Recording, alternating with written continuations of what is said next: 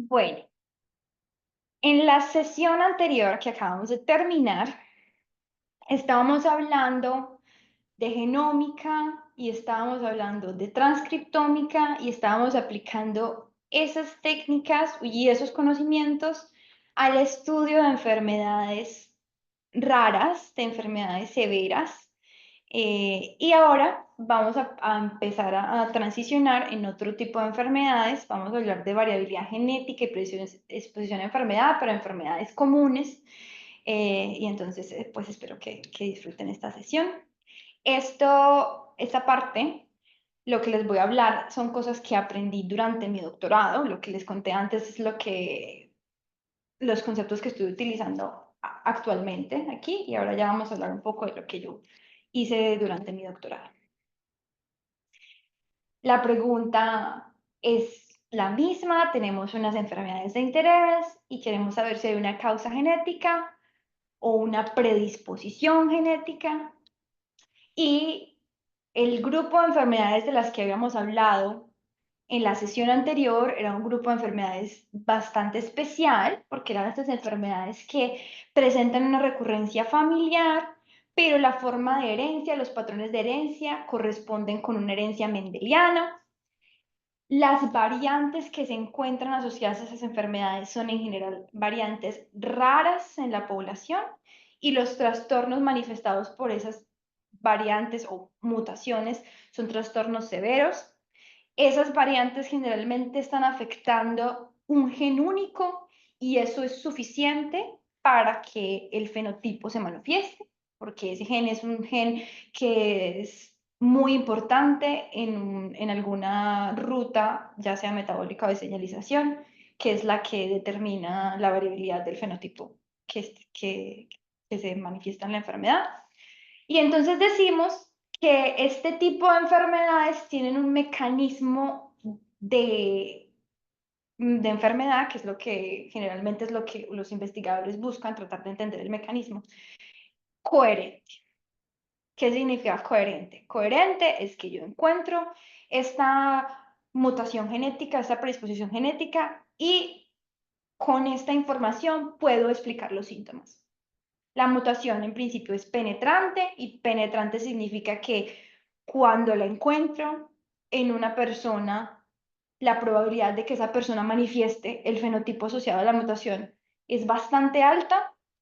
La mutación afecta una proteína que está participando en una ruta que es importante para la definición de ese fenotipo, y la explicación es clara.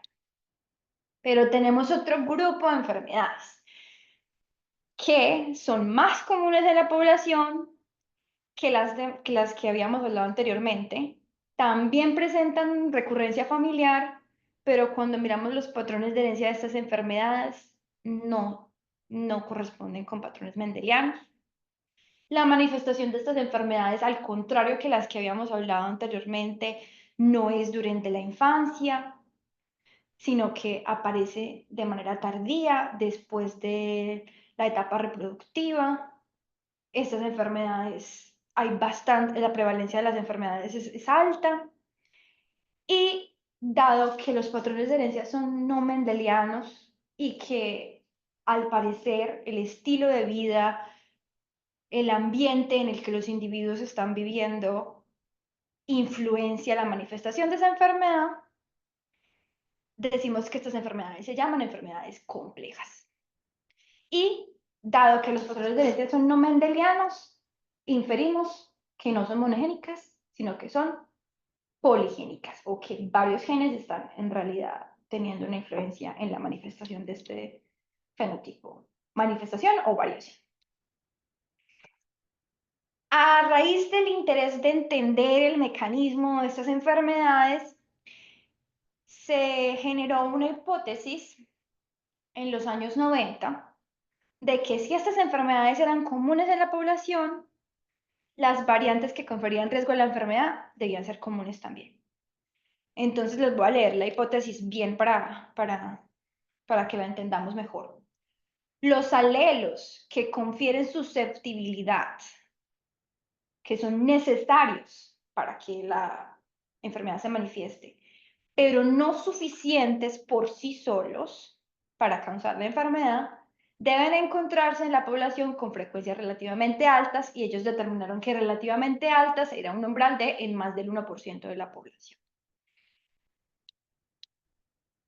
Para encontrar estos alelos necesarios pero no suficientes, se diseñaron estos análisis que se llaman análisis de asociación de genoma completo, por sus siglas en inglés, GWAS, Genome Wide Association Analysis.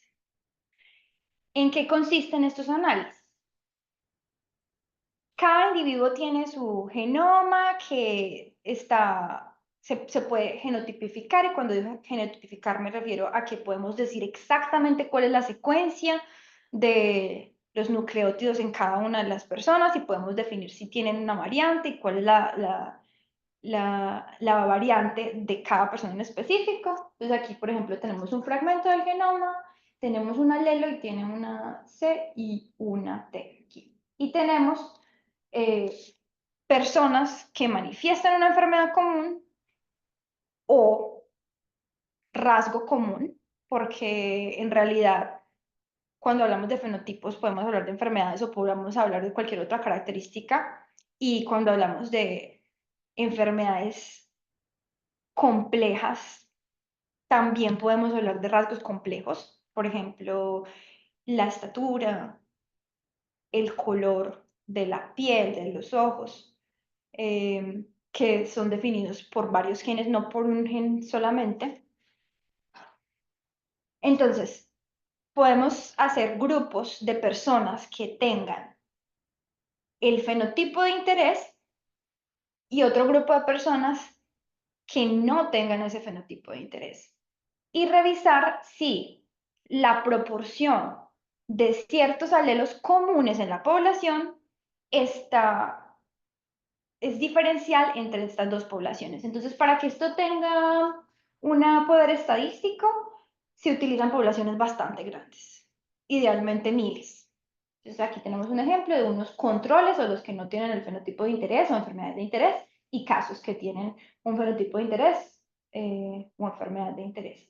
Y para cada una de estas personas se hace una extracción del ADN y se hace la genotipificación, es decir, que para cada uno de de las variantes de nucleótido único en todo el genoma, se revisa cuál es la variante que esa persona tiene. Entonces, por ejemplo, aquí estamos hablando solamente para el ejemplo de este fragmento, y estamos hablando de la variante que está aquí, C y T.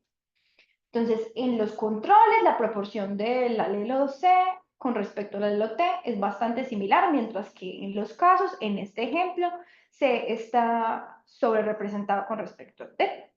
Y utilizando técnicas estadísticas podemos ver si esta diferencia es significativa o no, y además podemos hacer este mismo análisis, pero para cada una de las variantes alrededor del genoma. Entonces, la forma de representar esos resultados es utilizando los Manhattan Plot, que les pedí el favor de que revisaran un poco acerca de los Manhattan Plot antes de la clase, en el documento que les envié. Pero básicamente aquí, para que repasemos cómo funcionan los Manhattan Plots, tenemos esta gráfica que en el eje Y tiene la significancia estadística después de hacer estas pruebas de la proporción de los alelos en cada una de sus poblaciones. Y en el eje X tenemos cada uno de los cromosomas, y cada uno de los puntos en esta gráfica me representa una variante que yo medí, que le medí la proporción en los dos grupos. Tenemos un umbral de significancia estadística, y todas aquellas variantes que pasan del umbral puedo decir que son una señal de asociación, una señal genética de asociación con el fenotipo de interés. Entonces, por ejemplo, aquí vemos que hay 1, 2, 3, 4, 5, 6 señales a lo largo del genoma. Entonces, poligénica porque no veo una sino 6, y de hecho estos lugares no tienen una sola variante, sino que, por ejemplo, aquí hay muchísimos puntos, tantos que ni se ven en la misma región. Y estas variantes superponen con regiones que contienen genes, pero hay otros lugares que me están presentando asociaciones a ese rasgo de interés que no no aparecen colocalizadas con genes. Entonces, esto es básicamente lo que GWAS es, pero les quería hacer una aclaración. Cuando les hice la explicación simplificada y les dije, bueno, hacemos el genotipo de la genotipificación de todas las variantes de único nucleótido a lo largo del genoma, que son comunes, o sea, que están en una proporción de más de 1% de los individuos de la población, pero en realidad esos son 4 millones de posiciones, son demasiadas. Entonces, en vez de revisar cada uno de esos polimorfismos, porque cuando las variantes de nucleótido único se presentan en la población en una proporción de más del 1%, ya se llaman polimorfismos. En vez de genotipificar cada uno, lo que hacemos es que genotipificamos un SNP o variante de nucleótido único, lo voy a seguir llamando SNP, que me sirve como marca de todos aquellos que están en desequilibrio de ligamiento con él. Entonces, este concepto de desequilibrio de ligamiento también lo puse en los conceptos previos a la clase y les pedí que revisaran el proceso de la meiosis y de la recombinación para que recordaran cómo es que ocurre el desequilibrio de ligamiento. Y básicamente, pues esto genera que existan haplotipos y los haplotipos son grupos de SNPs que se heredan juntos. Por ejemplo, aquí tenemos varios individuos en esta población y vemos que entre todos estos individuos, si yo tengo estas regiones que son las que son mis variantes, siempre aparecen solamente 3 opciones de combinaciones, AGT, GTA o AGA, y estos son los que se llaman los haplotipos. Y esto ocurre debido a la cercanía entre estas variantes que hace improbable que se separen durante la recombinación genética en la meiosis, y por eso se heredan juntas. Entonces aquí un poquito más de aclaración sobre los haplotipos. Tenemos estas secuencias y aquí tenemos 6 variantes. Si estas variantes fueran independientes, o sea, si cambiara una, las otras cambiaran de forma independiente, tendríamos tantos haplotipos como la predicción de las combinaciones de estas variantes de forma, cierto, por aleatorio, que serían 64 posibles. Pero si los medimos en la población, en una población hipotética, encontramos que solamente 4 de esos 64 posibles haplotipos ya me representan 90% de los haplotipos observados. Entonces, cuando este tipo de situaciones ocurre, decimos que esos SNPs están en desequilibrio de ligamiento y que en vez de yo tener que genotipificar es el SNP 1, 2, 3, 4, 5 y 6, puedo ahorrar tiempo y dinero y solamente genotipificar el 1 y decir que el resto de estos SNPs probablemente estén en desequilibrio de ligamiento con ese. Entonces, eso es lo que se llama un tag SNP. Pensé que era importante explicarlo porque casi siempre que uno va a los métodos donde están hablando de estudios de asociación de genoma completo lo mencionan, entonces quería que no se quedaran con el concepto en el aire. ¿Dónde podemos encontrar resultados de este tipo de análisis? Bueno, hay un catálogo, un repositorio que tiene muchísimos de estos resultados.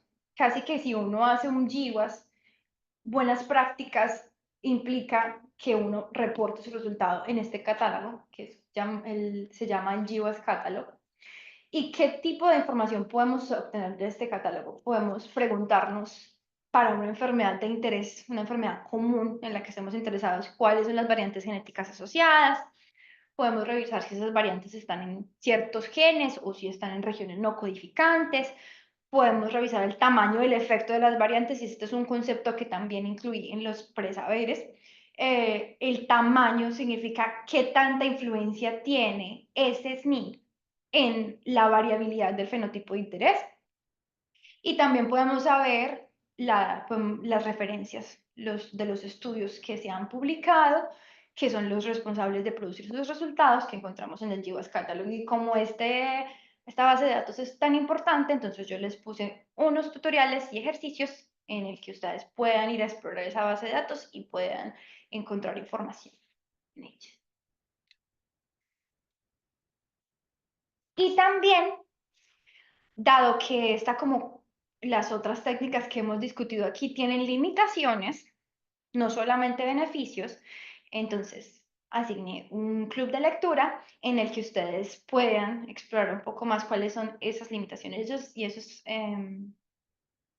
ventajas de utilizar los estudios de asociación de genoma completo, y además les dejé un ejercicio para que ustedes puedan investigar literatura sobre un estudio de genoma completo de alguna enfermedad de su interés y puedan brevemente, al menos a grandes rasgos, explicar los resultados de ese estudio. Bueno, entonces por ahora les expliqué la técnica, les conté que esto es para encontrar factores genéticos que predisponen o que están asociados a un fenotipo complejo de interés, y cuando decimos complejo es común en la población, se hereda de forma no mendeliana, aparece de manera tardía, poligénico. Pero después de 17 años de hacer estudios de GWAS, hemos aprendido algunas cosas.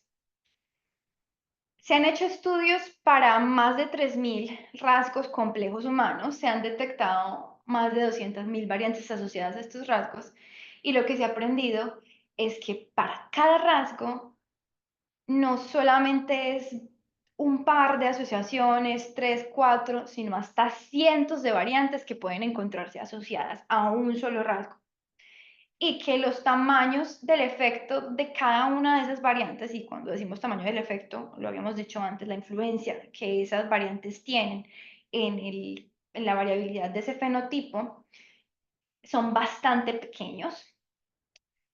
Y adicionalmente hemos encontrado que más del 90% de esas variantes asociadas no están localizadas dentro del gen, en una región que codifique para la proteína. Entonces aquí hay un gráfico que yo hice de la información del GWAS Catalog, y en el GWAS Catalog cada variante está asignada como una región del genoma, entonces las clasifican, sí, dependiendo de si es un exón, un intrón, una región 3' o TR, 5', TR. Sí, si es intergénica, si es intrónica, etcétera. Y cuando yo miro la proporción de variantes en cada una de estas regiones, el 47% de de estas variantes aparecen en intrones y el 42% en intergénicas. O sea, casi todas, el 90% están en intrones y en regiones intergénicas. Entonces, ¿qué aprendimos de estos 17 años? Que los rasgos complejos no son solo poligénicos, son altamente poligénicos, que como el tamaño del efecto de cada variante es tan pequeño, muy seguramente todas estas variantes están actuando juntas o de manera sinérgica para conferir una susceptibilidad a la enfermedad, y que la mayoría de estas variantes están en regiones no codificantes, así que es probable que no alteren la función de una proteína, sino que alteren la regulación de la expresión génica, porque en estas regiones no codificantes es que tenemos los elementos del genoma que se encargan de la regulación de la expresión génica. Entonces, toda esta información idealmente debería ayudarnos a encontrar nuevas estrategias para prevenir y tratar estas enfermedades, pero como pueden ver, los resultados que encontramos no parecen estar siendo o dando una respuesta evidente a estos requerimientos. Entonces ahí hablamos de lo que se llama el problema de la coherencia. Y yo les había comentado antes que en las enfermedades mendelianas, estas enfermedades los mecanismos eran coherentes, que teníamos una mutación en un gen que participaba en una ruta que estaba asociada al fenotipo. Pero en este caso, esos cientos de variantes que están asociadas a los rasgos complejos de interés que se estudian con GWAS, no hay una relación coherente entre ellos, no sabemos cómo están actuando sinérgicamente para proporcionar ese riesgo. No es coherente. Y esto lo que ha ocasionado es que encontrar esos mecanismos de enfermedad sea difícil, y por lo tanto no se ha podido dar una información que sea lo suficientemente concisa o precisa para hacer modelos en el laboratorio que nos permitan estudiar estos mecanismos de enfermedad.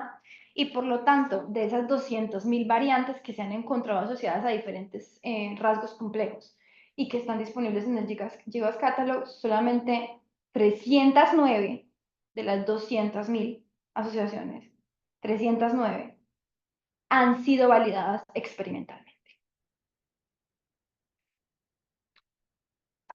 ¿Alguna pregunta de hasta este momento sobre cómo funcionan los GWAS o lo que hemos aprendido de ellos?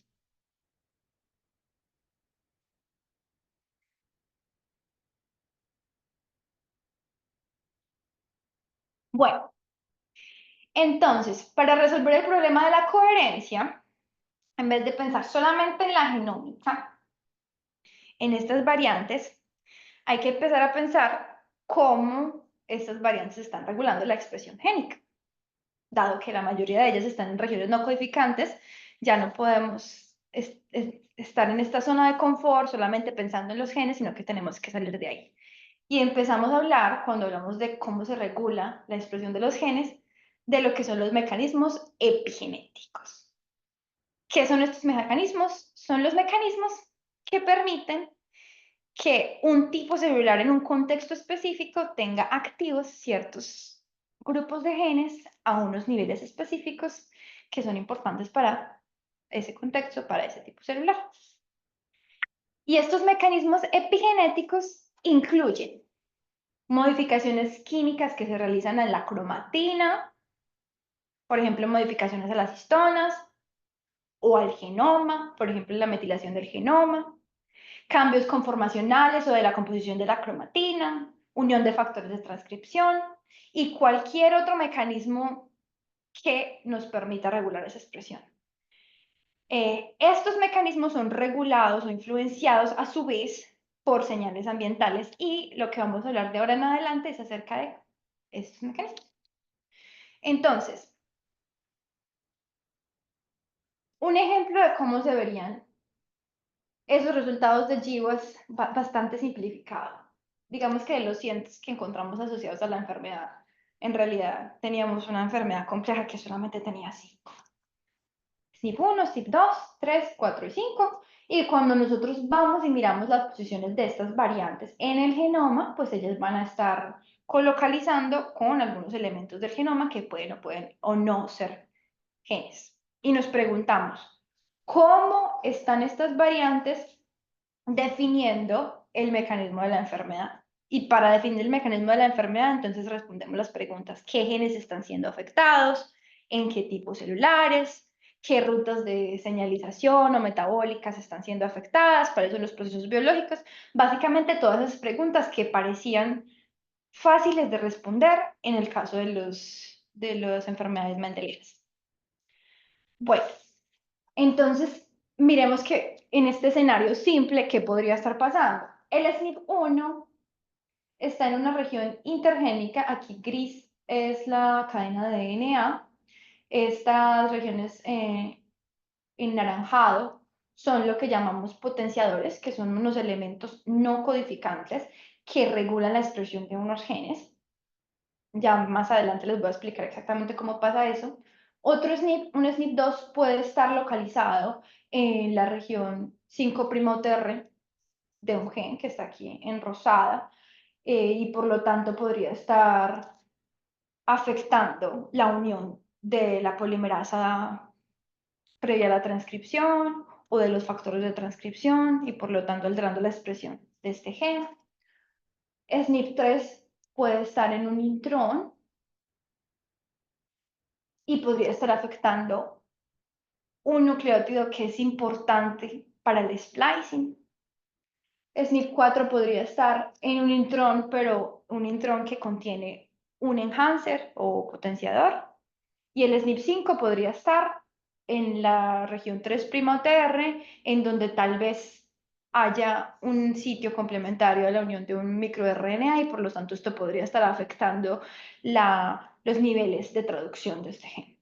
Pero si vamos a lo que yo les contaba antes, de la proporción de variantes que están ubicadas en cada una de estas regiones, porque así están anotadas en el GWAS Catalog, la mayoría están en los intrones y en las regiones intergénicas. Estas regiones es en donde están localizados los potenciadores o enhancers. Entonces, dada esa observación, estudiar estos elementos, los potenciadores, puede ser bastante prometedor para entender e interpretar los resultados de los análisis de asociación de genoma completo y pasar de esa incoherencia a un mecanismo de enfermedad que nos puede ayudar a guiar experimentos en el laboratorio o que nos pueda ayudar a entender la enfermedad en el futuro, encontrar mecanismos de tratamiento o de prevención.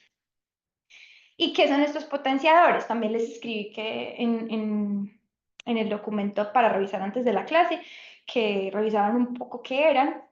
Entonces, estos potenciadores son regiones del genoma que tienen una secuencia de DNA que no es codificante, o sea que esa región no se traduce en ninguna proteína, la mayoría de las veces tampoco se transcribe, pero las bases que están ahí, esa secuencia tiene una afinidad muy grande por las proteínas de estos factores de transcripción que son facilitadores de la transcripción de los genes.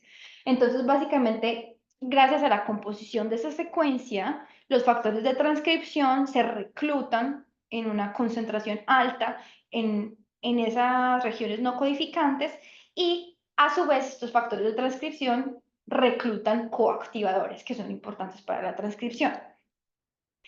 Y todavía no les he dicho cómo esto facilita la transcripción, porque primero les quiero recordar cómo está nuestro genoma organizado dentro del núcleo.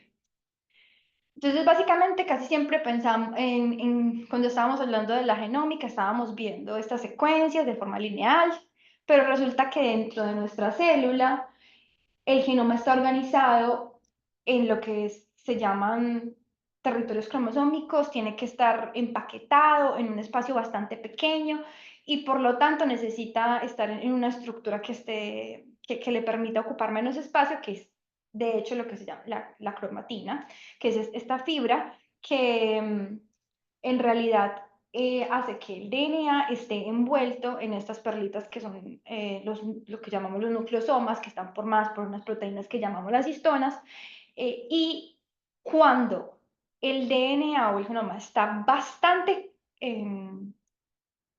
compacto, estos nucleosomas están muy cerca los unos de los otros, que es este caso.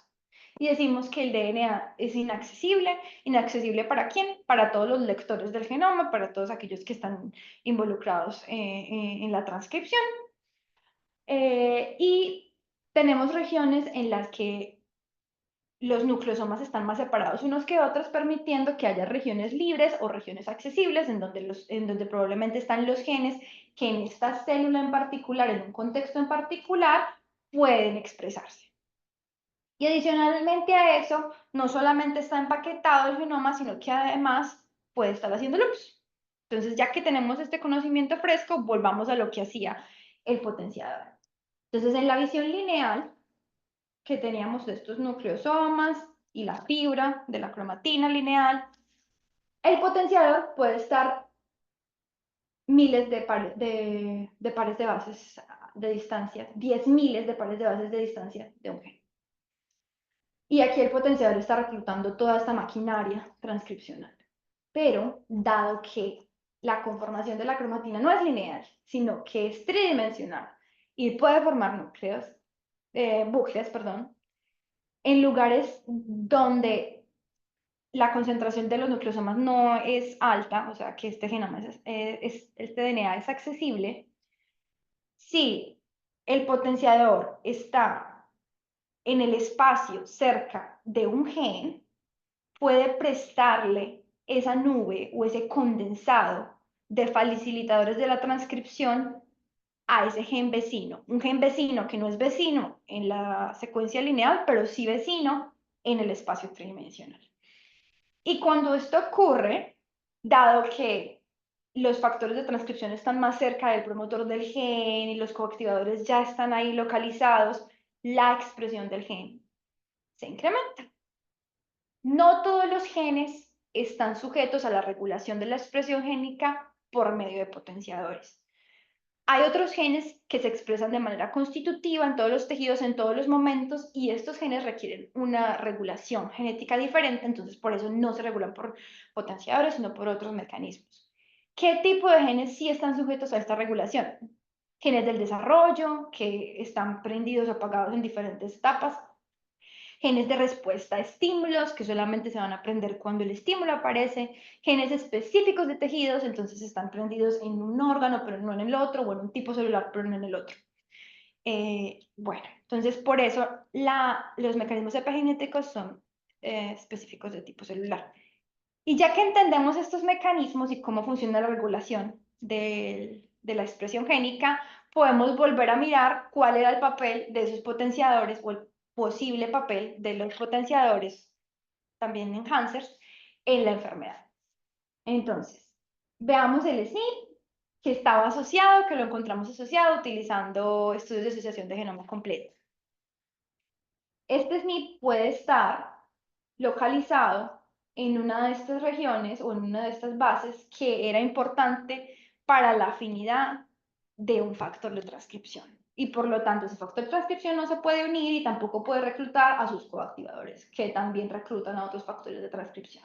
Entonces, en vez de ocurrir lo que en la situación normal ocurriría, que es que este nube de condensado de facilitadores de la transcripción se le presta al gen, en esta situación esto no ocurre y la expresión del gen, a pesar de que está transcrito, no es en los mismos niveles que en una situación normal y podemos encontrar un fenotipo anómalo. ¿Cuándo este fenotipo anómalo sería evidente?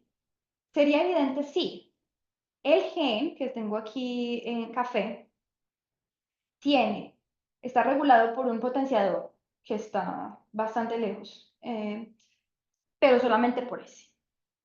Entonces, si esta SNP variante altera la comunicación entre este potenciador y el promotor de este gen, y este es un gen importante para el funcionamiento del organismo en ese contexto especial, de ese individuo en ese contexto especial, en ese ambiente específico, podemos tener un fenotipo. Entonces, hay ejemplos de enfermedades que se presentan por esta situación, casi todas ellas es porque lo que está afectado es la expresión de un gen que era importante en una etapa del desarrollo, entonces estos son síndromes o malformaciones que son evidentes desde la infancia, pero en general la expresión de estos genes es un sistema bastante robusto.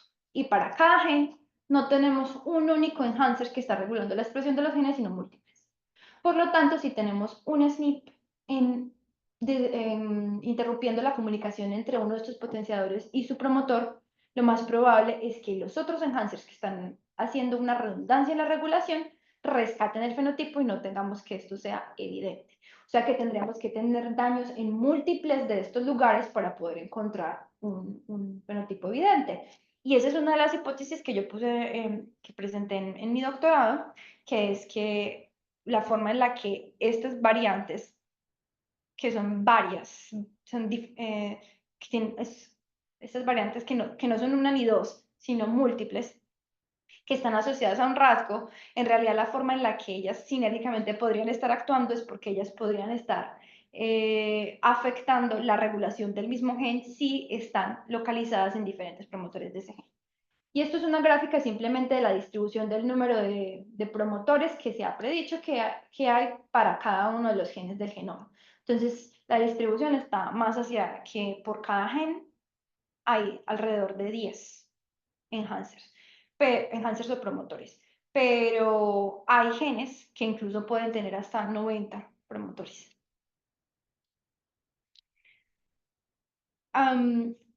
Una,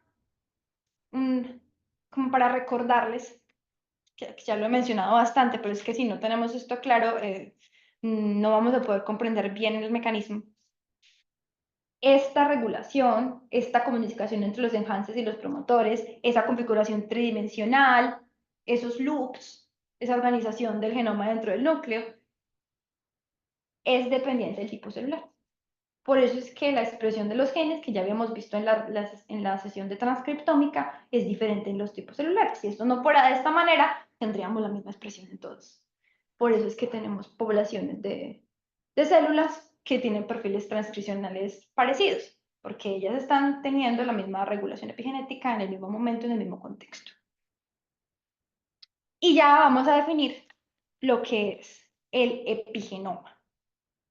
Entonces, el epigenoma es el conjunto completo de estas modificaciones en todo el genoma de un tipo celular. O sea, todos los sitios en donde se unen los factores de transcripción, todos los sitios en donde hay modificaciones químicas a la cromatina, todos estos mecanismos epigenéticos en donde están localizados en el genoma. Eso es el epigenoma.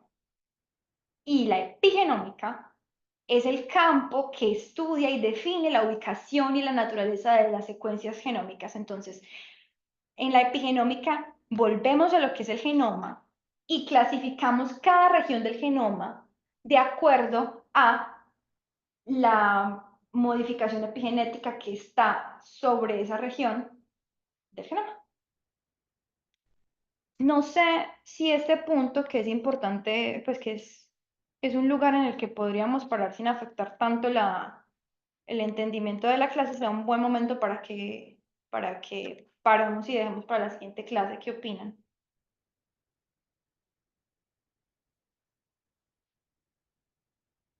Hola. Juliana, yo la verdad creo que sí. Yo creo Sí, que, que sí, digamos, pues la verdad sí ha estado siempre un poquito denso, bueno, pero creo pues que podemos parar acá, no sé los demás qué opinarán. que levante la manito uno que no quiera parar aquí.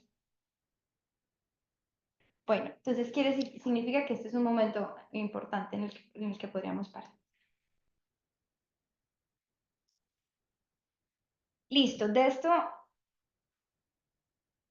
¿alguna pregunta hasta aquí?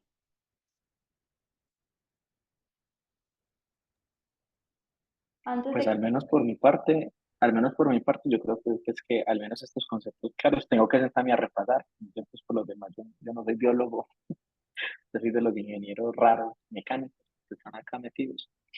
Pero por ahora, pues, como todo muy claro, Juliana, muchas gracias.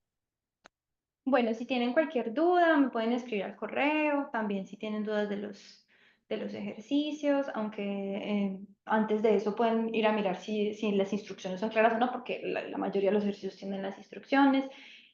Las grabaciones ya a raíz de que varias personas las han pedido, las voy a estar poniendo los links en ese documento que les comenté y también las diapositivas de la clase para que ustedes puedan volver y de pronto revisar, de pronto la segunda vez lo entienden mejor y si definitivamente no es claro me pueden decir antes de la otra clase para que yo aclare ese concepto en la siguiente sesión.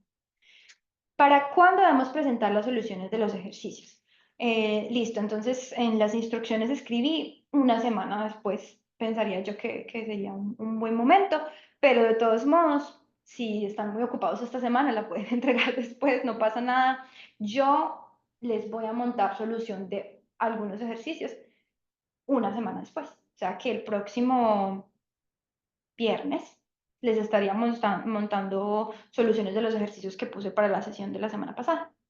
Y los que no les monto la solución, sino que ustedes me los mandan a mí, pues sí, tienen el correo electrónico. Yo pienso que una semana está bien, pero si están muy ocupados, pueden me la pueden enviar después. Sí, eso sí te iba a comentar, Juliana, porque pues al menos yo estoy terminando ya este semestre, no solo de dar clases, sino también pues, de recibir, sino también de dar clases. Entonces, de pronto, al menos pues por mi cuenta, al menos lo que tenga que hacer, yo de pronto me demoro un par de días más para que tengas un poquito de paciencia. Yo tengo la paciencia, de hecho estoy muy contenta de que ustedes la tengan, del compromiso que están teniendo, de la asistencia que se sigue manteniendo y de que algunas personas no han podido atender esta clase, a pesar de que la asistencia es alta. Algunas personas no han podido seguir atendiendo porque tienen otros compromisos, pero me han escrito el correo y me han pedido el favor de que les entregue la grabación para que puedan seguir el curso de manera sincrónica. Entonces, muchas gracias por la atención y el interés. No, antes muchas gracias a ti. Antes muchas gracias a ti. Bueno, chicos, entonces nos vemos en la próxima sesión. Juli, muchas gracias. Gracias a ustedes. Chao. Gracias, Muchas Juliana. gracias. Luego, Que Hasta estés muy gracias. bien. luego. Chao.